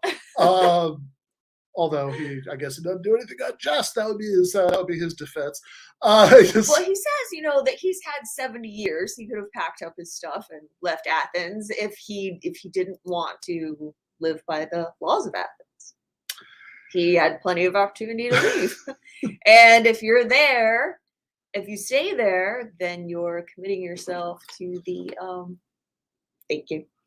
You're committing yourself to the following the laws of Athens and taking the punishment if you don't. Yeah, so this is kind of like really simple version of something like social contract theory that's like always this. I know this is an incredibly dated reference and it reveals me as a we appreciate that, Jake. The technical term is Zennial is what I am given my birth year. Zennial because it's like ambiguous between Gen X and millennial. Whatever. It's required. But it always makes me think of the CD-ROMs, they used to send through the mail that, like, if you broke the packaging, you were agreeing to the terms of service. And that this is Okay. Yeah, okay, you have no idea what I'm Okay, talking old guy. You have no idea what I'm talking about. That's fine. So this is the sort of like this kind of version of social contract theory that's like, hey, you're staying here, you agreed to it, right? Love it or leave it. Exactly. Exactly. Yeah, Athens, love it or leave it. I've got to say, I'm not on board with that. I think that a much better version of a sort of contract conception of justice comes from John Rawls a few thousand years later, who says that justice isn't, just agreeing to whatever stupid rules your society happens to have. It's agreeing to the rules that you would make under certain particular circumstances. But Socrates does not say that you just have to go along with whatever stupid rules your society has to have. He says you should try to change unjust rules. That that's fine. You don't have to just go along with what's what. You can try to change it, but if you can't, then drink the hell. I don't know. I think social change is probably more effective if you don't let them just execute you for trying to for not going along with the program. I don't know. It makes you a martyr. Yeah, I don't know. I think that it could be good for the cause. Perhaps not good for you, but good for the definitely cause. not good for you. And I think martyrs are overrated. I think people who are alive and could. Kyrie Irving's a martyr. He said so. He's living the life of a martyr. Well, okay. I guess I can't argue with the combined philosophical insight of Plato and Kyrie Irving. Exactly. So yeah, my view would be that they again, I like Rawls that you have the justice is defined not by the rules that your society happens to have, but by the rules that you would agree to if you were constructing a society you didn't know who you were going to be, right? You didn't know whether you were going to be Megan McCain and you could just coast on your name and family money forever, or a regular person who had to struggle. And you want rules that would reflect, that you could. Okay, but if you're somewhere and you don't like what the rules are, leave. Okay, so the effect of the people who don't like it leaving is just that you end up sticking with the terrible rules forever. So I am afraid that I'm going to have to go out on a limb and disagree with both Plato and Kyrie Irving. Kyrie Irving is not a martyr. Yeah. I know you don't know whether he is or not, so I'll just go ahead and tell you. I'm pretty sure he's not. I mean, for one thing, he's alive. That's martyrs as. But it says he's living the life of a martyr. Yeah. So. Okay. Yeah, I don't know about that. So. So this is a thing that I do in class when we're doing a social contract. I don't have them read John Rawls. Have them read the Crito. And we talk about whether you have to follow the rules of the society that you're in. He does. Whether Socrates is doing something unjust. Should we admire Socrates for sticking around and not escaping? Is Socrates doing something wrong by making his friends look bad? I think Socrates is doing something that he certainly is under no moral obligation to do. I also think that his friends make a good point when they say that he is hurting his children very badly by not being around for them, which he would be if he escaped this punishment. They also make the point that they will take care of his children. They're not just going to be cast out and which is nice, but I mean, I think they'd probably prefer to have their dad. I mean, unless these are very unusual, unless Greek children are just really different, And how old are these children anyway? It was Socrates is 70. Okay. Are these infants? I mean, I think, let's see, his wife was 26 years younger than him? Sure. So if he was 70, that would make her 64. No. Right? 60, yes? No. 54. 54. Kathy, I can do math. 54. So when was she really knocking out the babies? It's not like she was in the middle of giving birth when all this happened. I'm 42. I'd be pretty upset if my dad was executed. Sure. But you don't need him to raise you. I don't need him to raise me, but I would view myself as being harmed by that outcome. Sure. So that is something to think about. But if you thought that him not accepting his punishment was something unjust, and you thought he was doing the right thing, yeah, but I don't think any of that. I think that I think it's totally fine not to accept crazy unjust punishments. On the other hand, though, Plato disagrees. Pretty smart guy. On the other hand, Kyrie Irving is in this discussion somewhere, and he thinks the moon landing was fake. So Kyrie Irving could literally be in every discussion. There is a way to work Kyrie Irving into every discussion. I don't know why one would want to. But it is possible. But one could. We should be discussing Luka Doncic, but that's a whole yeah, but second favorite Slovenia. So so my number one Slovenian. Well, I'll still give Slavoj the number one slot. Nope, Luka for me. Has been on the show many times. So that's nice. and is one of my favorite people. But can you get Luka on your show? I don't know if I want to. What are we talking about? Slovenia. Okay. Well, we'll work on that for season 4. We also do this, have a little philosophy segment at the end of every show, try to make people go back to that Charlie Kirk debate we showed a highlight of earlier. You're still showing that try to make poor Charlie. Yeah, it wasn't that one, but we showed a different part of the debate. But for people, still poor Charlie. For people who've watched the whole thing, Charlie does not know very much about philosophy, so we're trying to make people. He doesn't seem to know very much about many things. Okay, well, we're trying to help people to be better than Charlie. See, look, don't you want Jake to cry of happiness?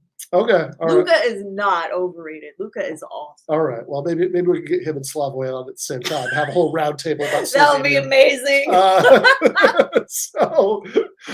Sounds good. So we'll work on that for season 4. We have a lot of really good stuff planned. We do this little segment at the end of every show, philosophy segment. I come in to add some class. Yeah, Jen comes in these people. Jen comes in to class up the joint.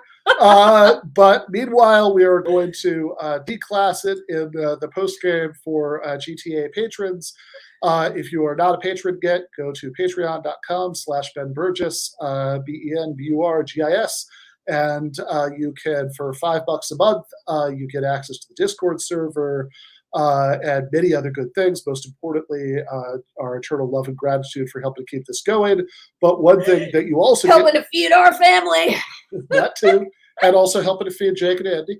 That's very important.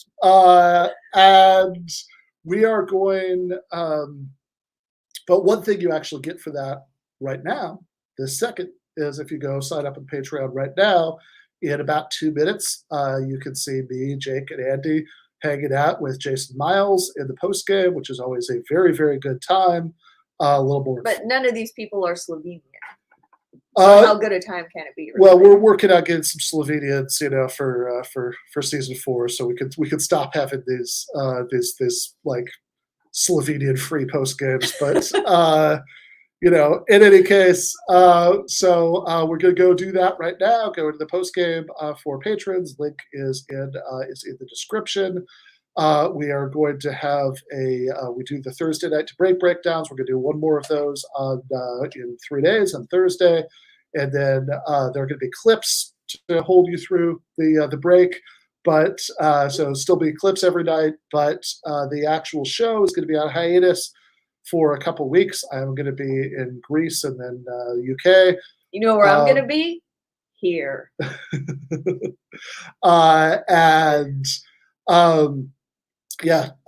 UK. I'll it's the event I'm going to in the UK. Slavoj will be at, so I could ask him if he could hook up that Luka conversation. So in any case, but we are going to 3 weeks from today, we'll be back with the beginning of season 4. So you can all get your Dr. Jennifer Burgis fix then.